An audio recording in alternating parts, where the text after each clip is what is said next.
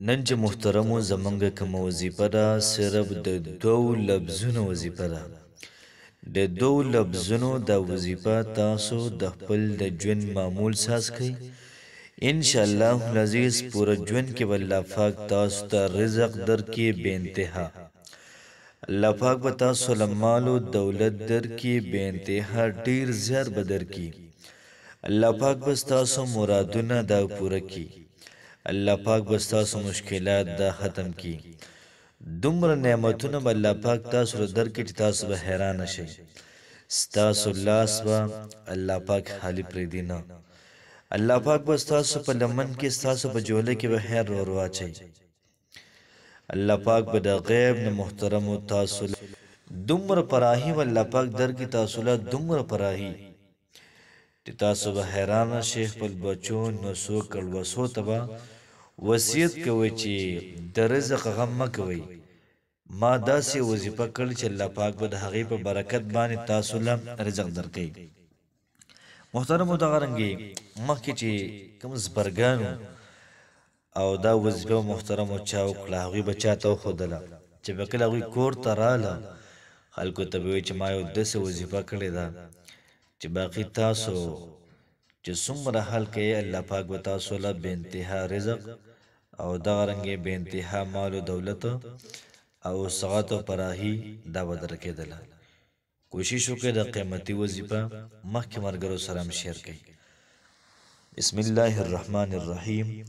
شروع کوم د ډیر زیات بخونکي او د ډیر زیات مهربان رب په نوم باندې. السلام علیکم ورحمت الله وبرکاته.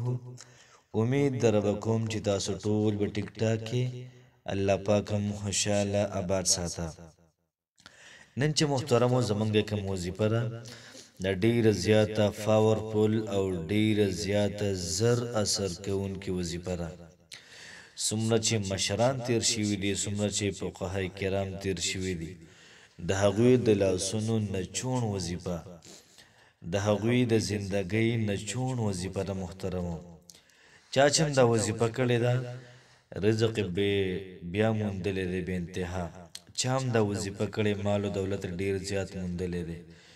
چا هم دا وظیفه کړې مرادونه محترمو حل شوي دي او دومره نعمتونه دومره احسانات پې الله پاک کړي دي چې هغوی پوره ژوند کې د هغه احساناتو بدل د اخلاص نه کو. یاد ساته محترمو که تاسو هم دا وظیفه کول غواړئ په توجه سره وکئ په دهان سره وکئ. فقهای کرام فرمایي چې کم سړی دا وظیفه کوي د دوو لفظونو دا وظیفه والتین والزیتون دا وظیفه کوي الله پاک به دومره رزق دومره مال و دولت دومره وسعت و پراهي به د انسان ته ورکړي چې نسلونه به یې یاد ساتي. محترمو تاسو هم دا وظیفه وکئ.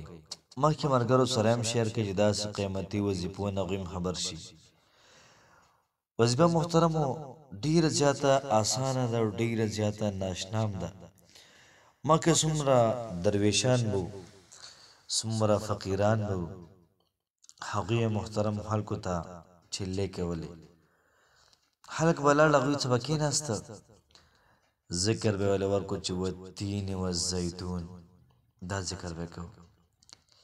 دا ذکر کله محترم برابر کو د هغې نه بعد چې به کور ته راله کور کې به خلکو ته وي چې زمونږ د نسلونو دا یو وظیفه کافي ده ځکه ما د والتین والزیتون دا وظیفه کړې ده. د کمال وظیفه ده محترمو. کم سړی کوي الله پاک کمال ته رسوي. د قرآن مجید د سورة التین محترمو د لومبي چې کوم آیات دی والتین والزیتون دا دواړه چې څوک یې محترم الله پاک به د انسان مالامال کی. ترتیب او طریقه کار مکمل زه تاسو ته محترم په دې ویډیو کې درخوایم. که به تاسو که څوک دا وظیفه کول غواړي لکه څنګه چې موږ دعا وکړو دعا کوو لاسونه بره اسمان طرف ته ونیسو او دغه رنګې لګیا یو په جړا باندې دعا کوو. دغه شانتې به لاسونه ونیسئ موټې به کې لاسونه دې موټې کړل بیا به د هغې نه بعد 11 پیرې درود شریف وي. 11 پیرې درود شریف نه بعد به والتین والزیتون دا به 100 پیرې وي. والتین والزیتون والتین والزیتون والتین والزیتون او دی ویلي نو بیا محترمو دا مټۍ ګوته د دې ښي لاس دا به کولاو کې. بیا به د هغې نه بعد 100 پیرې وي. والتین والزیتون والتین والزیتون نو ورپسې چې کومه د مټۍ پسې د مسواک ګوته د 2 نمبر ګوته دا به کولاو کې. ورپسې بیا 100 پیرې پوره کې بیا به 3 ګوته کولاو کې. بیا به 100 پیرې پوره کې بیا به 4 ګوته کولاو کې. بیا به 100 پیرې پوره کې نو بیا 15 ګوته کولاو کې مطلب قچې ګوته. بیا چې کله 100 پیرې والتین والزیتون ویلې بیا به تاسو شپږمه ګوته د کولاو کې مطلب مټۍ ګوته به کولاو کې. بیا به 100 پیرې وي بیا به ورپسې 9 ګوته کولاو کې. بیا به 100 پیرې وي بیا به ورپسې 8 بیا به 100 پیرې وي نو 9 ګوته به کولاو کې.